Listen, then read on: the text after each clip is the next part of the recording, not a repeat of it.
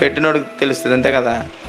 అలాగే అవసరతలో ఉన్నవాడు, అది కూడా మన సహోదరుల్లో అవసరతలో ఉన్నవాడికి ఏం చేయాలి? మనం తోడ్పాటును అందించి ఆ కష్టంలో నుంచి బయటికి తీసుకొని రావాలి. అందుకని ఔదార్యము గలవారు పుష్టి నొందడం అంటే అర్థం ఏంటో తెలుసా? వర్ధిల్లుతారు, ఇచ్చి అభివృద్ధి పొందుతారు.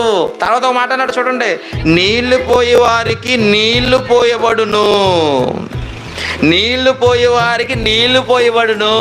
అంటే ఇప్పుడు మనం సహాయం చేస్తే రేపు మన అవసరతలో ఉన్నప్పుడు వాళ్ళు మనకేం చేస్తారు? సహాయం చేస్తారు. ఇప్పుడు మనం సహాయం చేయకుండా రేపు పొద్దున్న అయ్యా అని అన్నాం అనుకోండి, పోరా అంటారు, అంతే కదా. అప్పుడు ఏం చేయాలి? మనం వాళ్ళని ఆదుకుంటే రేపన్న రోజు వాళ్ళు మనల్ని ఏం చేస్తారు? నా మాట కదా, ఇదిగో అక్కడే చెప్పాడు కదా చూడండి, నీళ్లు పోయేవానికి నీళ్లు పోయబడును. నువ్వు ఇచ్చావనుకో మరలా దేవుడు నీకేం చేస్తాడు? ఇస్తాడు.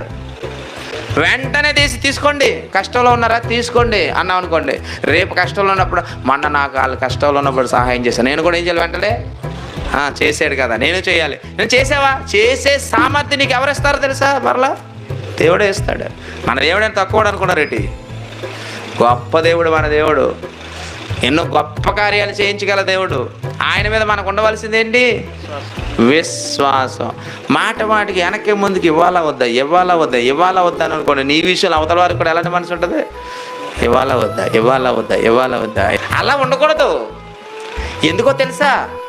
నువ్వు ఇచ్చావా, సహోదరులకి నువ్వు సహాయం చేసావా, నువ్వు ప్రేమించి సహాయం చేసావా, నువ్వు ఎవరికి ఇచ్చినట్టు తెలుసా?